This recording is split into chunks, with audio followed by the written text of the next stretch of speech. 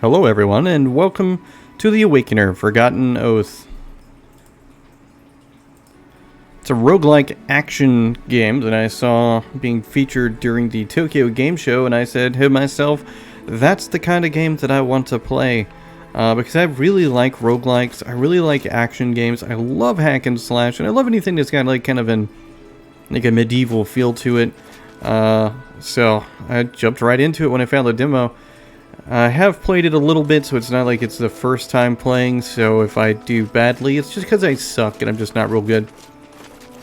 So there are three people, I guess, that you can choose from. Well, actually, I don't know if you can choose from all three. I know you can choose the fighter, Girasso, or you can choose the guy that I am right now. His name is Henrik. I really like him. I tried to buy Sola, but I don't think she'll do it. Since it's not available, I mean, currently I don't have enough to pay for her anyway, but I don't think I can actually purchase her in this, so it's just not going to happen. Over here in the table, it just looks nice. It's like a magic book. This guy down here, he's like a training guy. I don't really think it's super useful for me at this time, but it might be something you use later on. As you play, you get these things called nihility crystals, I don't know how to pronounce it. And then you can come back and you can actually buy some talents to increase your capabilities, which is pretty cool. You know, and I do that quite a bit to purchase some things, but that's what you do after combat. For now, I'm going to jump in and see how far I can get. I'm only going to play through with this one character because I really like this guy. But there are parts, obviously, that I'm just not going to really be able to fully explore with this character in comparison, you know, to Girasso and obviously the one girl that I cannot choose. So combat is really fluid. You have a dodge, you have a block. I have found that really when it comes to dodging, it works really good with Henrik, the character I'm playing now, and less good for Girasso. We'll just call him Gerald. That's easier for me. No, I'm joking. And as you go into your new room, this is kind of where the roguelike stuff really kind of jumps into play. This kind of makes the determination on what are you going to do? What do you want to do? Do you want to increase the damage of your normal attack? That sounds awesome. Or you can do these other things, like this one. I'm going to take this one because I get some health when I kill enemies. That just sounds good. And these are your special abilities on what you can do. I've been doing the fire cannon because I think it's kind of silly. And so I'm going to keep doing it because it is really good. But basically, this is like a summon that you get to do. It's a little ad that is pretty useful. And then you use this to choose what you want to do. Like, what kind of room do you want to go in? What do you want to do for your attacks? And you just choose whatever works best for you. For me, I think this one that I chose with the question marks is like the best idea.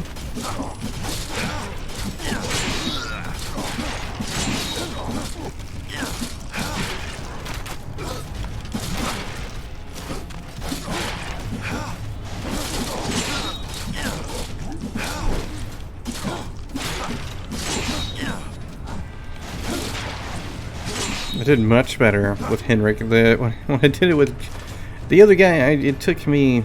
I had like 0.39 seconds left. What kind of goodies are we going to get? We're going to get some cool stuff, I think. We can dodge once in the air. That actually might be good. I'm actually going to go with that one. And then, let's see... Artifact charging speed, increase 50%. Dash skills will trigger blazing and shine enemies. That sounds cool. It's got light balls. The remainder of mana crystals from when the gods reform Awakener's soul core can be used to recover those Awakeners battle while wandering in formless form. Oh, it's just telling me I get some soul residual. I was like so confused by reading all that. And you just gotta choose what you want to do. Like I said, you get different fighting will. I don't really know what that does, actually. But I'd like the opportunity to kind of make a choice on what I want to do.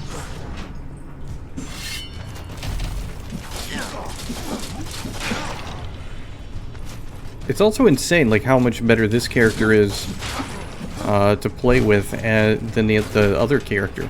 And I think it's because it's just a speed thing. I am able to just hack and slash my way through these guys like they're butter.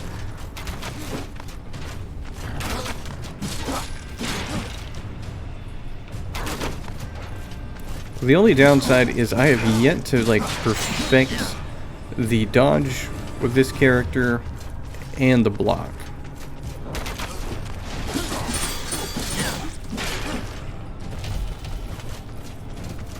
We'll bring out the cannon so everybody can appreciate how ridiculous it is to summon a cannon.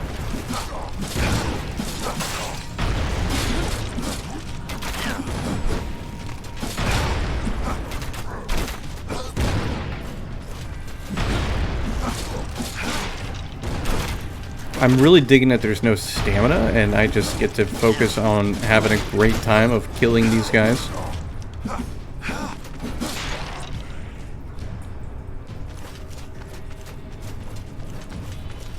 I think the game looks nice as well. Runs really good, frame rate's nice, no drops. It's just so far been a really entertaining experience. So the administrator, that's where you can buy stuff. The last time I went there, I wasn't able to buy anything. I only have 130 coins, which is obviously not enough to buy anything. Not with the way inflation is, even in this game. So I'm not gonna do it. I'm gonna just kind of continue on fighting these guys, kill my way to victory.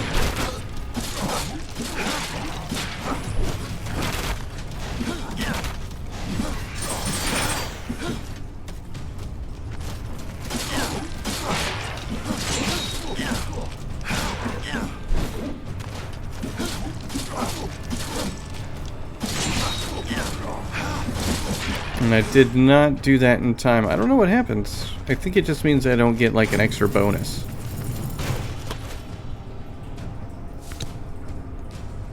Until the next upgrade, you need 1 fighting will. Alright.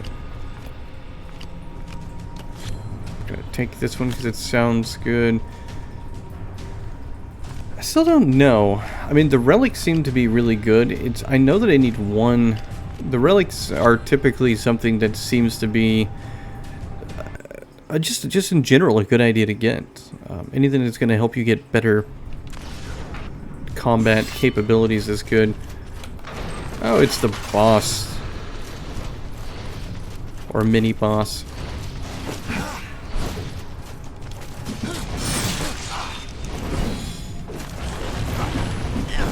Yeah, so with this, when you actually time your block just right, you'll actually get the ability to counterattack.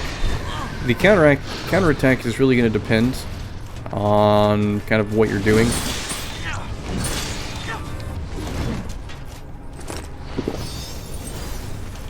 With the other character, if you block, you get some counterattacks as well. Same thing with the dodge. But the thing is, it's a little bit hard to time it because you think that you're going to dodge right at the kind of the red point, but it's not the time frame. You have to actually time it to do it kind of a little bit after.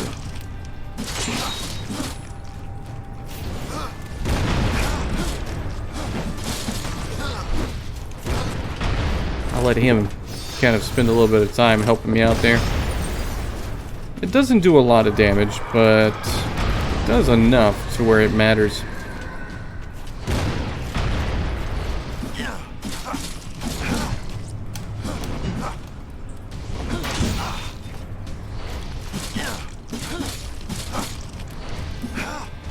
The boss does feel a little spongy.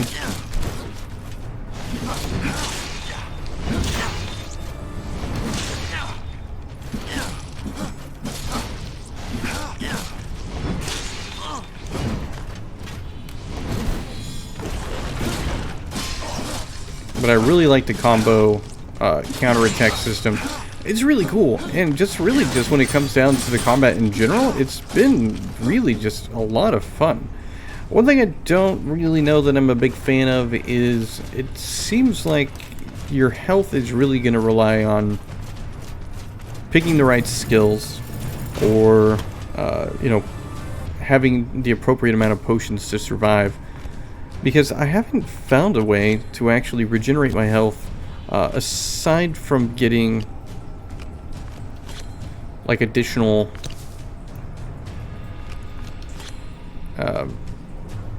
like skills that increase your health as you kill enemies.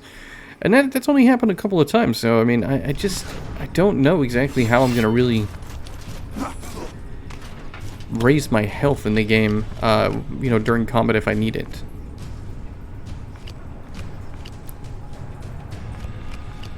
Let's see, artifact charging, blah blah blah blah blah. Huh. No, I don't actually want to buy any of those. I don't really like those choices.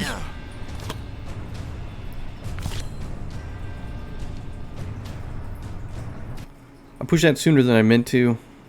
I don't know what this 1 up here means, like, because I haven't made it all the way to, like, wave 10, so I don't know if that means when I get there that I will, you know, see something, or if it's an actual boss or something.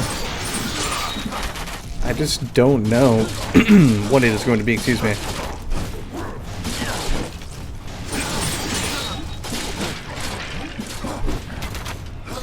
I am glad that I have this skill card that's going to give me some health. It's not a lot, but it is certainly enough to matter.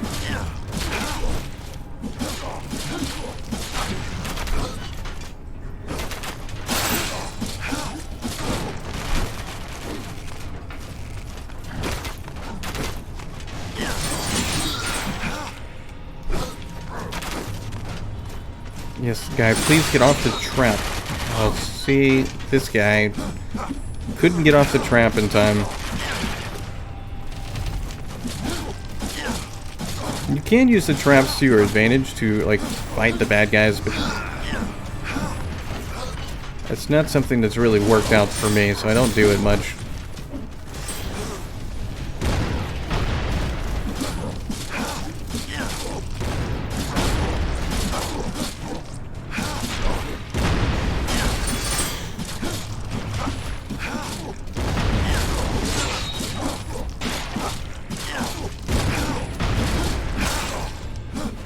I'm not sure what they're going to have as far as like character progression that's permanent, as far as I know that I can upgrade my stats to an extent, or like I can give myself more damage and things like that, which is pretty cool, but I'm hoping that perhaps you're able to get actual new weapons at some point. You know what, I'm going to go with the Shadow Blade. Land of Opportunity isn't very good. We'll go to the place of trial. I still think I'm going to die before I make it to 10, but I figure it's enough to show that I like the demo, and that I think the demo does a good job of giving you a fun experience, and it's this annoying boss again.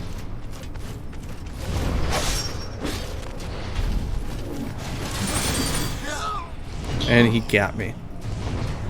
Well, at least we get to highlight what happens when you die.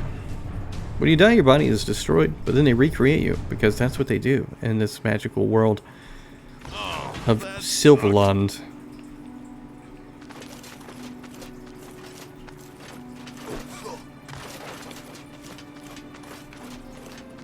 Those ladies, or that lady, is not really super useful. But yeah, so then after that you come back here and you can actually purchase some stuff with the talents.